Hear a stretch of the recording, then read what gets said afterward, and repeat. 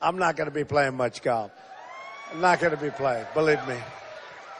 You know, winning club championships is hard. It takes something a little special. He understands that. Takes something a little bit different, a little bit special. By the way, a lot of people are pouring in. And you don't want me to start in a half an hour from now or an hour from now, so we're going to start. Folks, yeah, just come on back here. That's good. This is a nice room. See this room? You know what that ceiling reminds me of? The wall we're going to build. The wall. That's what it reminds me of.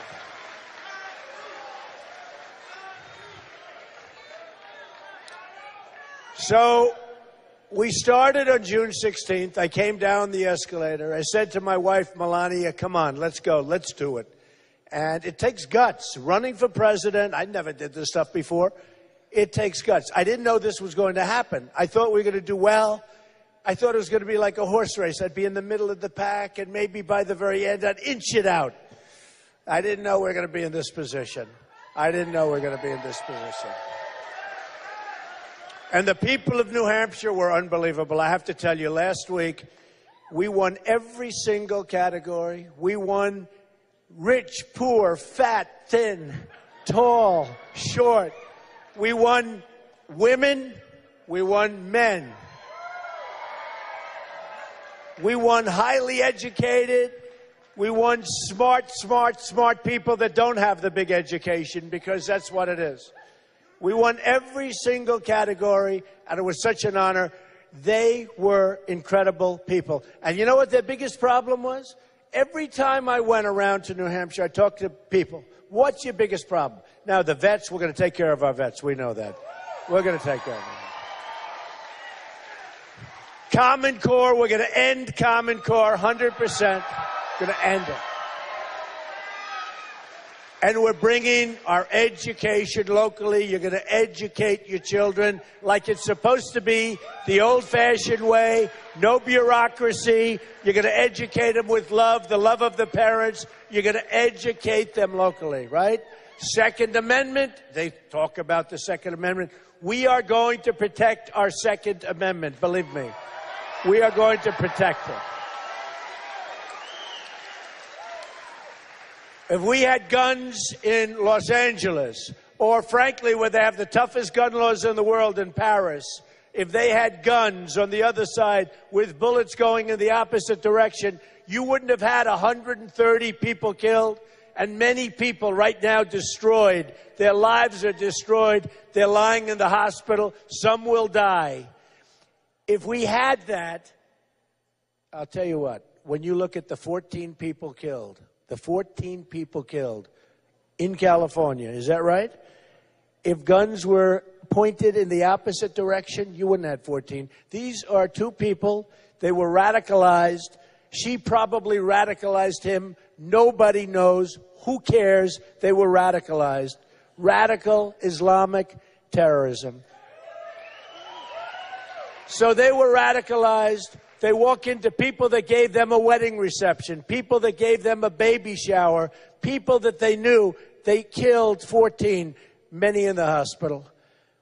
If there were guns on the other side, pointed in the other direction, so the bullets are flying both ways, you wouldn't have had that kind of carnage. So we're going to protect our Second Amendment.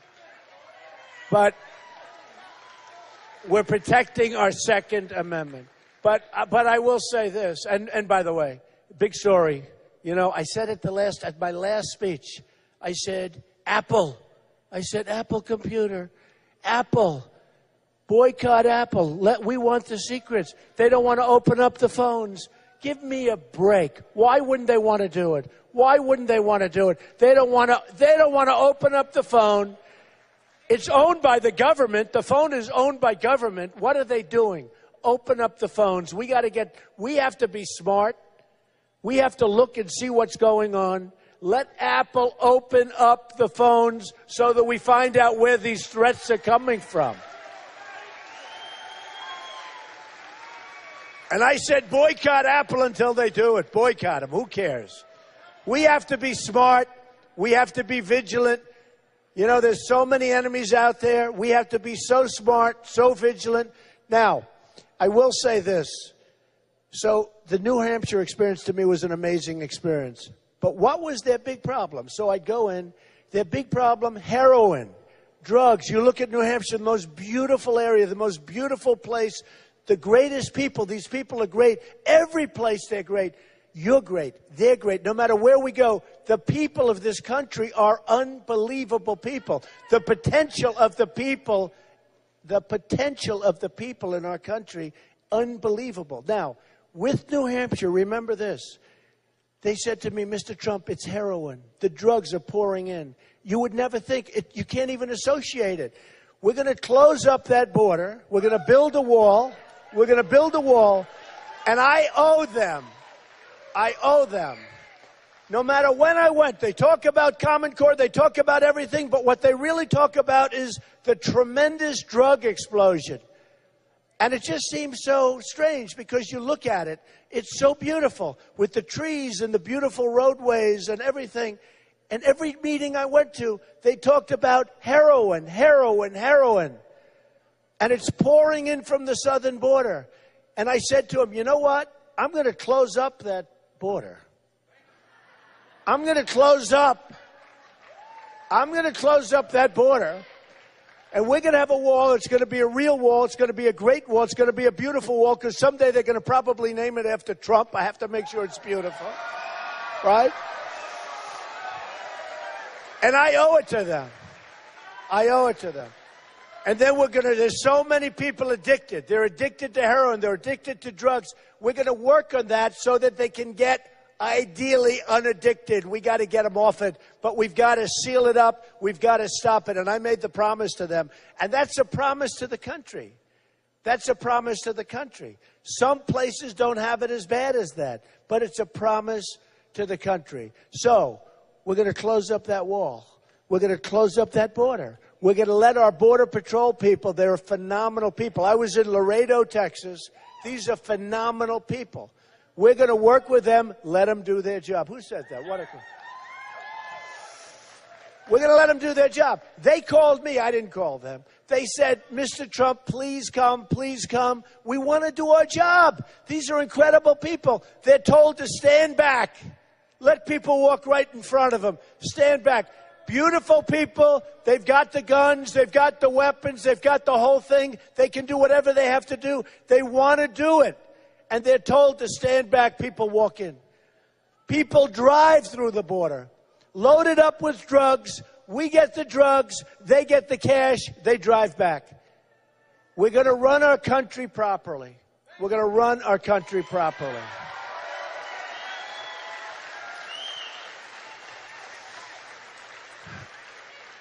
Obamacare is a disaster.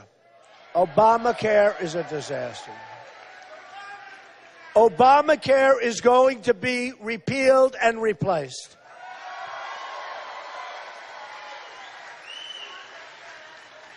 A big part of the problem we have, the people I'm running against and others, politicians in other words, they get funds, so much money. Jeb Bush gets $150 million. Gone. It's wasted. You could take it, and there's a window in here someplace. Throw it out that window right there, and it's going to do the same amount of good as what that money did.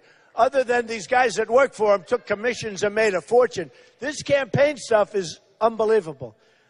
They took money and spent it so fast because the guys that are spending that money are getting 10%, 15%, and maybe even 20%. So they're spending. I'm saying, why are they doing so many commercials on me? You know why? Because they get paid commissions to do commercials on me. Not even Jeb. Poor Jeb he probably doesn't even know this happens, okay? Guy doesn't have a clue. This guy doesn't have a clue. But they spend the money so fast because the guys that are in charge, the people that buy the ad, the managers, all these guys are making a fortune. They had one case, it was in the Los Angeles Times, where a certain candidate raised $6 million. Very impressive, right? After the commissions and after all of the money went by, out of the $6 million, how much was left? $140,000. $140,000, okay? $6 million they raised, $140,000 was left. This is a crooked business, folks. This is a crooked business. So here's the story. I'm self-funding my campaign. Good? All right? Self-funded. I'm putting my own money in. And I guess by the end of this month, I'm going to have like $25 million in this thing. I'll tell you what. I spent in New Hampshire $3 million. Jeb Bush spent $47 million. I ended up in first place with a landslide. Jeb Bush was toward the bottom of the pack. Isn't this the way we're supposed to be running our country? Right? Right? Right? You know, in the school stuff. So out of the top 30 in the world, meaning 30 countries, we're number one in cost per pupil by far, right? Number one. So high that number two doesn't even exist. You have Norway, Denmark, Sweden, China. These are the best countries in terms of education, right? These are ranked the top 4 or 5. Great countries, great education. They spend a fraction of what we do. We're number 30 out of 30. So we're number 30, and yet we're number one in money spent by far. I'm telling you, the difference is between 1 and 2 is number 2 is so far away you can't even see it. We got to change, all right? We got to change. We got to do like my campaign. I spent the least and I have the best result. We got to do that. No. Just got to do it. We got to do it. We got to do it. So you look at it, and it's so much. I mean, it's so much. There's so many things we can do. Here's another thing. Recently, a doctor comes up to me. Good guy, smart guy. Although he's going to leave the profession, he said he has more under Obamacare. He has more nurses. Think of it. In terms of nurses, more nurses than he ever had because he got bigger. But now he's got more accountants than he has nurses. He said, this never happened to me before. It's so complicated. It's so bad. You know it's going to die of its own volition. It's going to die in 17, unless the Republicans bail him out. They're constantly bailing Obama out. All right? It's going to die. But this guy comes up, good guy, good doctor, highly respected. He said, you know, Donald, the drug industry, pharmaceuticals, we're the largest purchaser of drugs in the world, the United States, by far. We don't bid. I said, what are you talking about? We don't bid. We don't bid the cost of drugs. We don't bid it out. If we bid it out, we would save approximately $300 billion, okay? $300 billion. So my friend said, why is that? At first, it took me about 20 seconds to say, really, we don't? But then as soon as I did it, I realized why. Because the politicians that I'm running against and others are getting tremendous campaign contributions from the pharmaceutical industry, the drug industry. And they don't want to have bidding. If we did a favored nations clause, just forget about bidding. Whatever that company pays for certain medicine, the United States pays the lowest price of any company buying during that year period or 2-year period. You pay the lowest price. Remember, favored nations. And I'd say lowest price, less 10%, right? We're a huge buyer. Okay, I'm being nice when I say 10%. We would save $300 billion.